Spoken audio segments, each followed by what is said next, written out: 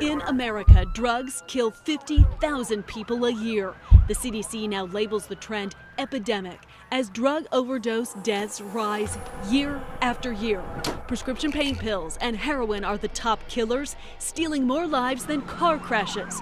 America has a serious problem with drug addiction. We are a pharma-dependent nation, and it's ludicrous, and we're letting that ruin our lives.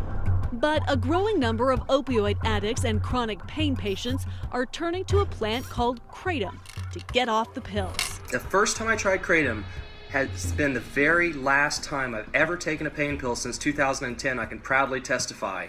We're not druggies. We're not looking for a high. We're looking for pain relief. Native to Southeast Asia, in the same family as the coffee plant, Kratom, they say, is changing their lives. I say it all the time. It saved my life. Justine Kosar lives in Midwest City. She has fibromyalgia, carpal tunnel, degenerative discs in her back, nerve impingement, migraine headaches, and depression. She lives in pain, constant, debilitating, excruciating pain. You feel like you can't go on, and I have to choose. I have to choose to go on. Justine has spent the better part of 2 decades on prescription painkillers. Darvocet, fentanyl, oxycodone, hydrocodone, which are Percocet, Loratab, and Norco. Oh, morphine. I forgot morphine. Morphine. Justine is not an addict. Her lifelong cocktail of narcotics has always been prescribed by a doctor. But that pharmaceutical relief comes with terrible side effects. I've had to absolutely change my entire lifestyle. Justine heard about Kratom from a friend. She buys this dry leaf powder online and then mixes it into tea in the mornings and capsules in the afternoons. Breakfast, lunch, and dinner. And her pain is gone. She's almost completely off pain meds, down 75% from what she used to take. Maybe the best alternative that we have at this point, that mankind has, to opiate addiction and for treatment for people who live with chronic pain. But some say Kratom kills. The U.S. Drug Enforcement Agency tracks overdose statistics. They blame Kratom for more than a dozen deaths, including 36-year-old Guy Garcia.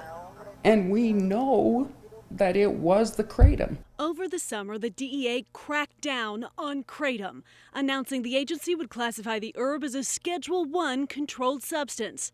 Schedule I. That's in the company of heroin, LSD, and ecstasy. And some of the people literally described it was like I just took a fistful of painkillers. It just sent them into this powerful relaxation. Just their problems are over, the concerns are gone, and or just a very euphoric feeling. The Oklahoma Bureau of Narcotics considered a statewide ban a few years ago, but they've had just one citizen complaint, and generally, Kratom hasn't been a major problem in Oklahoma. We held off because we said we at least want to watch it, and if this starts to become a problem, we would go back to our legislature and deal with it. Stop the ban! Stop the ban on Kratom! When the DEA announced an emergency federal ban, the Kratom world exploded with anger and frustration.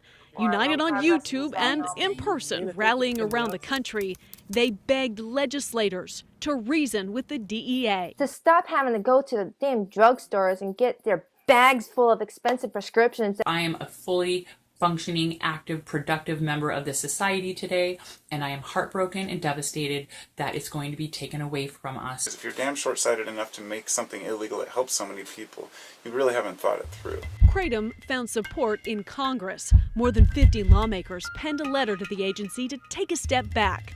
And it worked. The DEA backed off their deadline.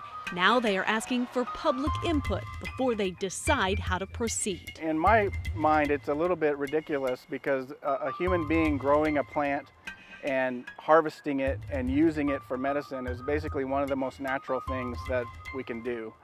And for the government to come in and outlaw that is really absurd.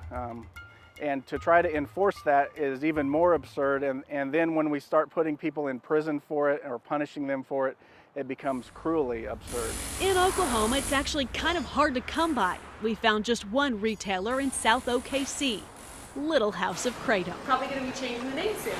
Yeah, I guess. I gotta talk to the advertising people about some major changes. Blaine Novak is watching the news for word about the ban. He'll trash his stash if it goes into effect. If it happens, he thinks his customers will go back to heroin or pain pills. They will go back to their bad habits because they can't get the thing that was helping them stay away from it, you know? The DEA is now listening as Kratom users organize, doubling down on their claims that this mysterious Far Eastern herb is the answer for helping millions get off and stay off addictive drugs. Allie Meyer, News Channel 4.